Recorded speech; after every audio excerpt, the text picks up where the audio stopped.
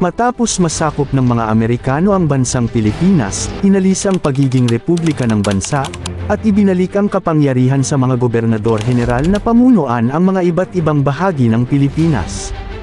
Mula 1901 hanggang 1935, ang bansa, sa ilalim ng pamahalaan ng Amerika, ay pinamumunuan lamang ng mga gobernador-heneral.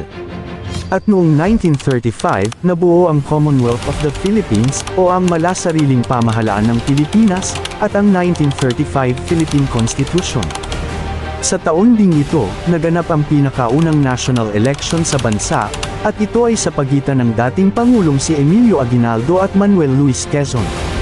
Sa pagkapanalo ni Manuel Quezon, itinuring siyang ikalawang naging Pangulo ng Pilipinas, at mas kilala rin siya sa taguring Father of the Philippine Commonwealth. Magandang araw po, narito po muli ang My Historia Channel, na maghahatid sa inyo ng mga kaalaman, ukol sa ikalawang Pangulo ng ating bansa, na si Manuel Luis Quezon. Sa ikalawang bahagi ng ating serye, ay ating aalamin ang buhay at karanasan ni Manuel L. Quezon, ang ikalawang Pangulo ng ating bansa, at kung paano niya pinamahalaan ang bansang Pilipinas. Simulan na natin. Si Manuel Luis Quezon y Molina, ay isinilang noong ika-19 ng Agosto 1878, sa Baler, distrito ng El Principe, o Baler Aurora sa kasalukuyan. Siya ay ikinasal kay Aurora Aragon noong 1918, at sila ay nagkaroon ng 4 na anak. Ang kanyang mga magulang ay sina Lucio Quezon Niveles at Maria Dolores Molina. Parehong guro sa elementarya ang kanyang mga magulang, na kung saan ang kanyang ama ay nagtuturo ng Espanyol sa Paco, Maynila, na isa ring retiradong Sargento de Guardia Civil, o Sargento ng Spanish Civil Guard. Samantalang, ang kanya namang ina, ay nagtuturo sa kanilang bayan. Natapos ni Manuel L. Quezon ang kanyang pag-aaral sa sekundarya, sa Kolehiyo de San Juan de Letran, na may pinakamataas na karangalan. At noong 1903, natapos naman niya ang kanyang pag-aaral sa Abugasya sa University of Santo Tomas, at naabot ang ika-4 na pwesto sa mga nakapasa sa bar examinations. Iminulat si Manuel Quezon ng kanyang mga magulang sa kahalagahan ng edukasyon, at mga pangaral ukol sa katapatan ng isang tao. Bago niya pasukin ang politika, naging piskal muna siya sa Baler, at naihalal rin bilang gobernador sa kanilang lalawigan. Naging kasapi ng House of Representatives si Manuel Quezon noong 1907, noong nahalal siya bilang kinatawan ng unang distrito ng Tayabas. Siya ay naging majority leader, at chairman ng Committee on Rules, at ng Committee on Appropriations. At mula noong 1909 hanggang 1916, nagsilbi siya bilang isa sa 2 commissioner ng Pilipinas sa US House of Representatives.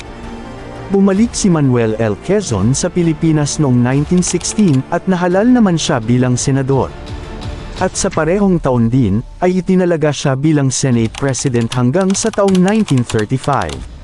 Sa mga taong ito, pinamunuan ni Manuel Quezon ang misyon sa kalayaan ng Pilipinas sa US Congress, na nagbigay daan sa Tydings-McDuffie Act noong 1934. At sa kanyang pag-upo bilang Pangulo ng Pilipinas, inayos ni Manuel Quezon ang mga sangay ng pamahalaan upang mabuo ang iba't ibang kawanihan ng pamahalaan, tulad ng Department of Interior, Department of Finance, Department of National Defense, Department of Agriculture and Commerce, Department of Public Works and Communications, at Department of Health.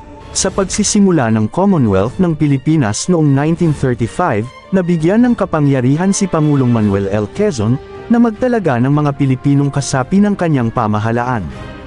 Ang Supreme Court, na mula noong 1901 hanggang 1935, ay halos mga Amerikano ang bumubuo sa mga kasapi, ay naisaayos ni Pangulong Manuel Quezon at nagtalaga ng mga Pilipinong kasapi sa pangkalahatan. Sa tulong ni Claro M. Recto at Jose P. Laurel, nabuo ang complete Filipinization ng mga kawanihan ng pamahalaan at Supreme Court, na siyang nagdaan din sa pagbuo ng Commonwealth of the Philippines.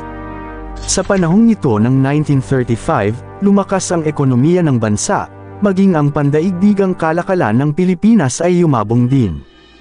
Tumaas ang produksyon ng ginto, bakal, at semento na nagbigay ng malaking ambag sa pag-unlad ng bansa.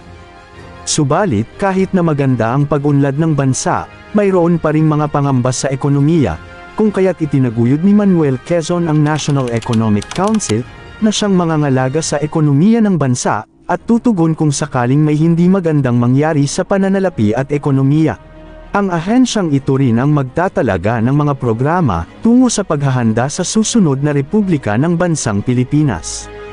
Sa ilalim ng batas na ito, nabuo ang National Rice and Corn Company o NARIC, na pinagkalooban ng kapital na 4 na milyong piso, upang tumulong sa mga magsasaka at pagyamanin ang agrikultura sa bansa.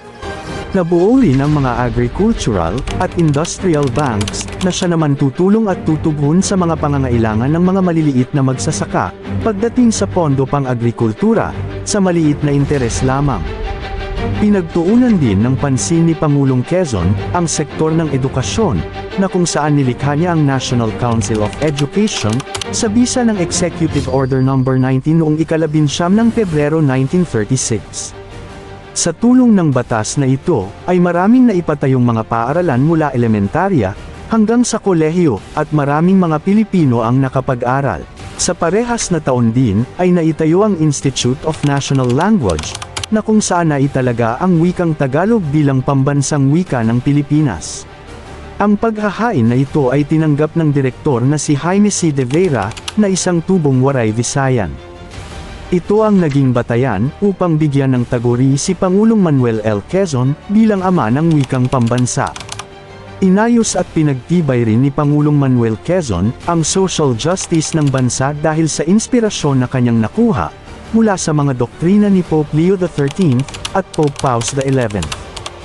Itinatag ni Pangulong Manuel Quezon, ang Court of Industrial Relations, upang maging tagapamagitan sa mga manggagawa, at sa mga nagmamay-ari ng kumpanya.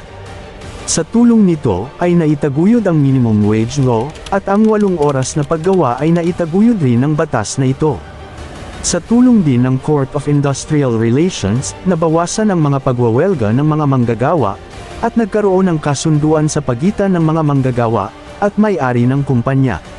Sa ilalim pa rin ng Social Justice Program, ni Pangulong Manuel Quezon, nabigyan ng pagkakataon ng mga mahihirap, na magkaroon ng abogado sa pamamagitan ng paglilikha ng Position of Public Defender. Ang isa sa pinakamahalagang naibigay ni Pangulong Manuel Quezon, ay ang pagkakaloob sa mga kababaihan ng karapatan para bumoto, sa panahon ng Commonwealth. Ngunit, bago pa man ito maisakatuparan, maraming mga pagtatalo ang nangyari hanggang sa mapagkasunduan sa plebisito, na kung hindi aabot sa 300,000 na kababaihan ang boboto, ay hindi ito maibibigay sa kanila. Ngunit, noong 3 ng Abril 1937, umabot sa humigit kumulang na 447,725 na mga kababaihan ang bumoto sa plebisito, na pabor sa pagbibigay ng karapatan sa mga kababaihan, na siyang tumuldok sa pagtatalo ukol sa pagbibigay ng karapatan, sa mga kababaihan na bumoto. Sa panahon ni Pangulong Manuel Quezon, nabuo ang Executive Order No. 144, o ang pagpapalawak ng Council of State ng buong Pilipinas. Ang mga bubuo ng Council of State na ito ay ang Pangulo, Ikalawang Pangulo, Senate President, House Speaker, Senate President Pro Tempore, House Speaker Pro Tempore, Majority Floor Leader, mga dating Pangulo ng Pilipinas, at 3 hanggang 5 tanyag o kilalang mamamayan. Noong 1941, ginanap ang ikalawang halalan at muling nahalal si Manuel Quezon, bilang Pangulo laban sa kanyang katunggali na si Senator Juan Sumulong. At sa panahong ito, naghanda na ang Pilipinas sa banta ng ikalawang pandaigdigang digmaan, at naatasan si General Douglas MacArthur, na sanayin ang mga kabataang Pilipino sa pakikipaglaban. Nang sakupin ng mga Hapon ang Pilipinas, nilisan ni Pangulong Manuel Quezon ang bansa, upang magtungo sa Amerika, at dito niya binuo ang Government in Exile, na kung saan ay mananatili ang pamahalaan ng Pilipinas sa kanyang pamumuno, habang siya ay nasa ibang bansa. Dito ay naging kasapi siya ng Pacific War Council, kung saan siya ay lumagda sa Declaration of the United Nations laban sa Axis Power. At noong 1943, sinabi ng kanyang vice-presidente na si Sergio Osmeña, na ang kanyang termino bilang Pangulo ay matatapos na sa buwan ng Disyembre. Nagpatuloy ang panunungkulan ni Pangulong Manuel Quezon kahit natapos na ang kanyang termino, dahil sa government in exile, na sa panahong ito ay hindi pa rin siya nakakabalik ng Pilipinas. Ngunit noong ika-1 ng Agosto 1944, pumanaw si Pangulong Manuel L. Quezon sa Amerika, dahil sa sakit na tuberculosis, at ang kanyang labi ay matatagpuan sa Quezon Memorial Shrine sa Quezon City. Sa susunod po na paksa ay aming ibabahagi sa inyo, ang buhay at mga pangyayari kay Pangulong Jose P. Laurel, noong panahon ng pananakop ng bansang Hapon. Maraming salamat po, at hanggang sa muli.